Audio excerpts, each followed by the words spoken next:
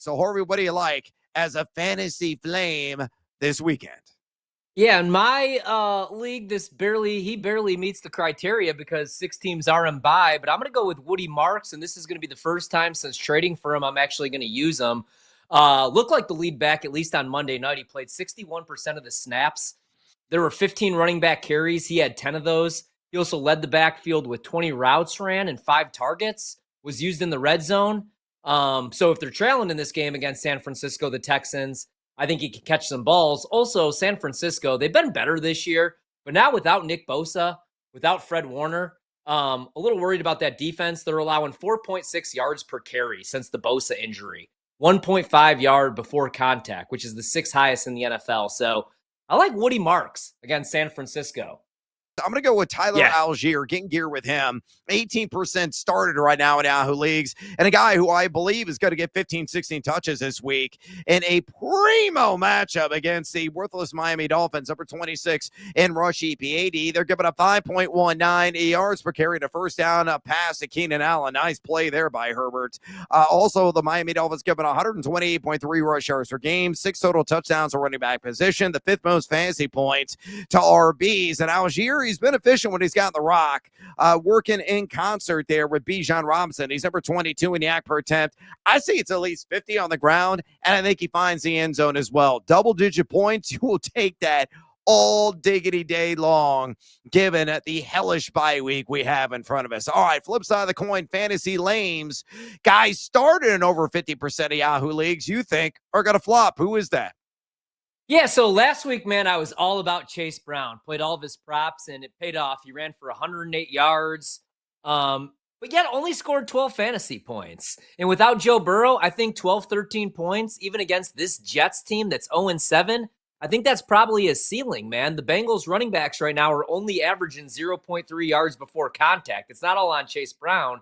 It's all on the offensive line not getting any push. It's gotten a little bit better the last couple of weeks, but the Jets, the one strength that they do have is their run defense, only allowing 0.8 per carry, yards per carry, obviously, before contact. So I'm going to stay away from Chase Brown. Even though the matchup seems okay against a Jets team that's 0-7, they do have a very good run defense on paper.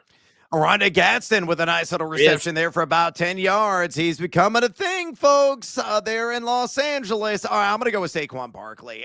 You have to fade the guy, right?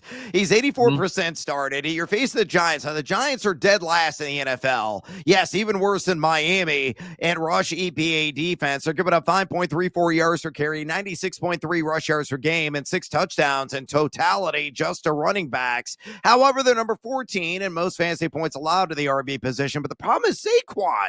He's been so inefficient. Number 47 in yak per attempt. He's only forced a missed tackle on a just perplexing 12.4% of his carries. And remember, a couple of weeks ago, he had 67 total yards in game 1 against the G-Men.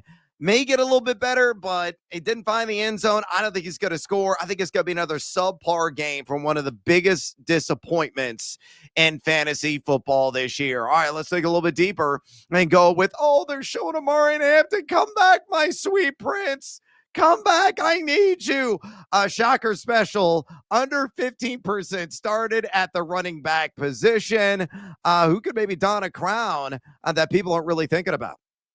I'm going to go Brashard Smith. A lot of that usage did come against the Raiders in a game that they dominated, man, 31-0. But he did play 36% of the snaps, had 14 carries, 5 targets, which equaled 13.1 fantasy points in PPR leagues, and had 81 yards. And this is kind of what I expected. It was going to take him some time to get on the field, but the Commanders have allowed the 6th most receiving yards to backs. They've also given up a ton of explosive runs at an above-average rate in the last month. So I like Brashard Smith. I think, this game could get ugly, especially without Jaden Daniels. And even if it's a close game, I do think that there will be some reception. So I'm going to go with Smith again this week because I'm really desperate. Wow, and again, Herbert goes on Rondé Gadsden for another sizable gain, about 14, 15 yards there as Mekhi Becton grimacing on the sidelines. Looked like he was walking to the locker room in pain. So the offensive line issues continue for LAC. I'm a big Monangai. Give me Kyle Monangai. A bear down! Chicago Bears! Da-da-da-da-da-da-da-da-da-da. Yeah, there it is. Thank you, Brando. Always on cue as the Bears starting to really get it done on the ground. That 1-2 punch of DeAndre Swift and Monangai, kind of a poor man's version of Jahmyr Gibbs and Dave Montgomery that Ben Johnson had in Detroit. The reason why I like Monangai, Baltimore number 23 in rush EPA defense. They're coming up 4.73 yards per carry, 149.3 total yards per game, just to RBs, and 9 total touchdowns. They've also allowed the second most fantasy points of the RB position. You look at Monangai, 2.57 yak per attempt, unexciting, but improving in that area, forcing a missed tackle on 28.7% of his carries, averaging a hefty 5.12 yards per touch.